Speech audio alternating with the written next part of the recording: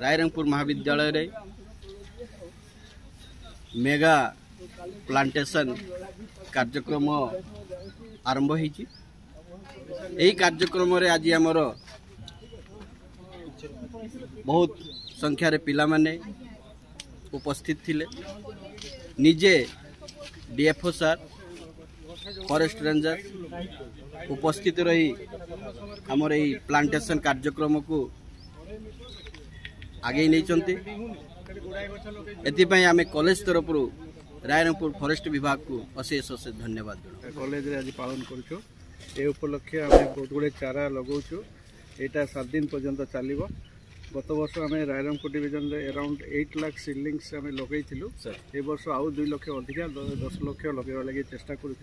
सारा रायरंगपुर को आम सबुज करने प्रचेषा कर। तो आज रायरंगपुर कॉलेज महाविद्यालय केत गच लगा आज अराउंड 50-100 गच आम ये लगेबू पिला नहीं भर सचेतनता आम ये करूँ। रायरंगपुर कॉलेज रो +2 एनएसएस विभाग रे अछि। आज होछि मेगा प्लांटेशन डे रो हमरो इनागुरेशन हैला 2025 मेगा प्लांटेशन डे रो। हमरो फॉरेस्ट डिपार्टमेंट रो भी आस्थिले, डीएफओ सर आस्थिले, हमरो एमएलए रायरंगपुर जयलेन नायक सर आस्थिले। आमे कॉलेज स्टूडेंट मिसी की हम गोटे या विषय रे आमे प्लांटेशन विषय रे वार्ता बहुत सारा देले, जोटा कि आमे मध्य हृदयगम करी कि वर्तमान प्लांटेशन प्रोग्राम हैला। गछ हम कैंपस भितरे फल गछ सब लगा है। आम बहुत खुशी अच्छु। प्रत्येक वर्ष ये प्रोग्राम आम कॉलेज रे हुए। एथर भी से भाया एथर सफल रूपे आम कर वन महोत्सव कार्यक्रम रे आपन कोन वार्ता कोन देबे उनको? वन महोत्सव कार्यक्रम पाई मोर वार्ता या रहिबो जे आमे समस्ते जेमिति हमर मयूरभंज जिला सबुज सुंदर थिला सेहि भलिया आमे मध्य आमे घरे मध्य आमे गछ वृक्षरोपण करिबा। आम माने परिवेश रे आमे वृक्षरोपण करिबा। समस्ते एटलिस्ट जणे जदि जणे गोटे गछ लगेबो आ तार माने हमर जत्न नै कि ताको बढ़े पारिबा ताहले सेटा आउरी सेहि भलिया सबुज सुंदर आम मयूरभंज हो। आज जो हमर विश्वव्यापी वन महोत्सव सप्ताह पालित होची से अनुकूल्य रे हम रायरंगपुर महाविद्यालय एनएसएस वॉलंटियर्स मान द्वारा सामूहिक वृक्षरोपण कार्य चलुची। समस्त आज यही दिवस संकल्प नेबा जे गछटी निश्चित भाव में रोपण करवा एवं छुआ परी जत्न नहीं ताकू जीवित करवा एवं जहाँ फल आगामी दिन में आमे बंचीवार टिके स्पृहा पाई। किंतु वर्तमान आम केवल सामूहिक भाव में 3टी ऋतु को अनुभव करुचु, ग्रीष्म, वर्षा एवं शीत।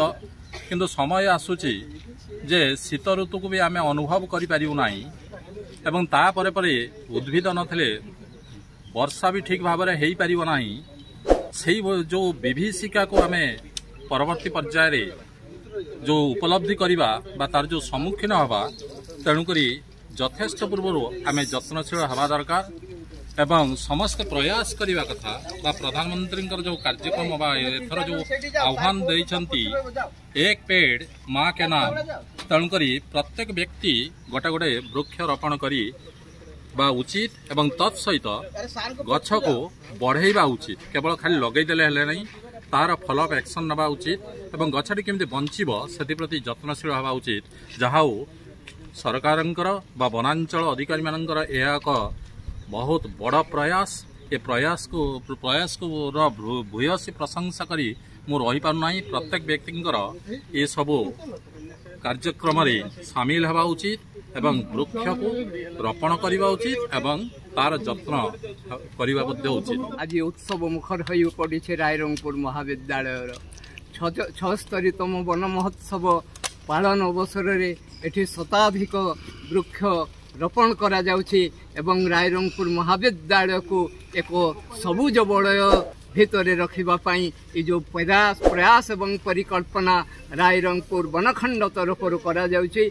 तेणु मु सर्वप्रथम धन्यवाद देवी डीएफओ वनखंड अधिकारी शिव प्रसाद रथ महोदय को एवं एसीएफ प्रभाकर मल्लिक महोदय को वास्तविक डीएफओ प्रत्यक्ष तत्वावधान मार्गदर्शन दिग्दर्शन ये जो वन महोत्सव सप्ताह पालन होची गतकाली पाखरु आरंभ होईची जुलाई प्रथम सप्ताह ये सप्ताह व्यापी ये कार्यक्रम को व्यापक करबा पई सुदूर प्रसार करबा पई आज रायरंगपुर वनखंड तार जो प्रयास एवं परिकल्पना जारी रखी वास्तविक ताहा जति की स्वागत योग्य सेति की समीचीन ये आम बामन घाटी अंचल एभली एक अंचल जो अंचल तार वन पहाड़ पाई तार प्रसिद्धि रही तेणु से वन पहाड़ घेरा मयूरभंजर से सबु जमा को अतुट अक्षुण्ण रखापी आहुरी रुद्धिमंत करने ये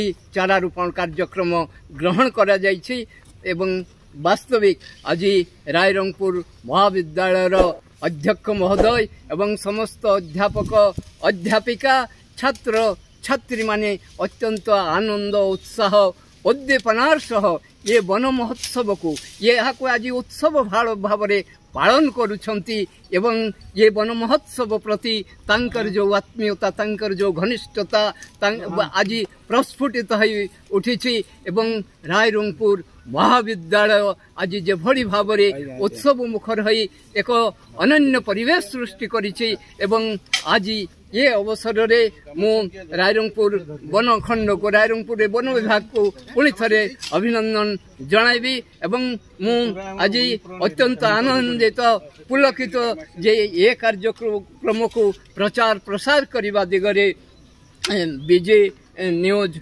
ओडिशा ये जेभली भाव में तार ये कार्यक्रम को आज प्रसार करने आज ये उपस्थित अच्छा तेणु ये मीडिया मानू मु आंतरिक अभिनंदन जनाऊँ।